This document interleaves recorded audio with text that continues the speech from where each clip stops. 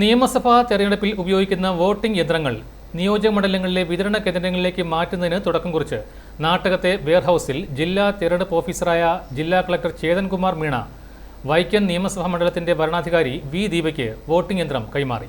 ഇന്നെ നമുക്ക് EVM-ന്റെ ഡിസ്ട്രിബ്യൂഷൻ നമുക്ക് തുടങ്ങാം. ഇന്നെ തന്നെ നമുക്ക് മൊത്തം EVM-ന്റെ ഹാൻഡ് ഓവർ നമുക്ക് ആറുമാരുടെ കയ്യിൽ ചെയ്യാം. സോ പ്രൊസീജിയർ വളരെ ക്ലിയർ ആണ്. നമുക്ക് ഓൾറെഡി ഒരു ഫസ്റ്റ് റെൻഡമൈസേഷൻ നമുക്ക് ചെയ്തിട്ടുണ്ട്.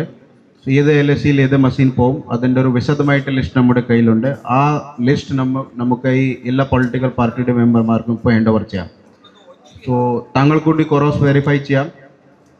ആൻഡ് ക്രോസ് വെരിഫൈ ചെയ്തിട്ട് നമുക്ക് ആ ഒരു മണ്ഡലത്തിൻ്റെ EVM ആ മണ്ഡലത്തിൻ്റെ ആറുമാർക്ക് നമ്മുടെ കൈമാറിയിട്ട് ശേഷം ഒരു കണ്ടെയ്നർ വണ്ടിയിൽ വിത്ത് ആംഡ് പോലീസ് പ്രൊട്ടക്ഷൻ നമുക്ക് ഈ നമ്മുടെ EVM-ന്റെ മൂവ്മെൻറ്റ് പോകും.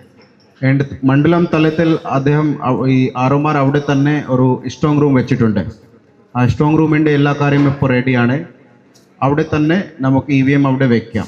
അതിനുശേഷം നമുക്ക് സെക്കൻഡ് റെൻഡമൈസേഷൻ ചെയ്യാം. EVM മെഷീനിൻ്റെ നമുക്ക് സോർട്ട് ഔട്ട് ചെയ്യാം ഒരു ബൂത്ത് അനുസരിച്ച്.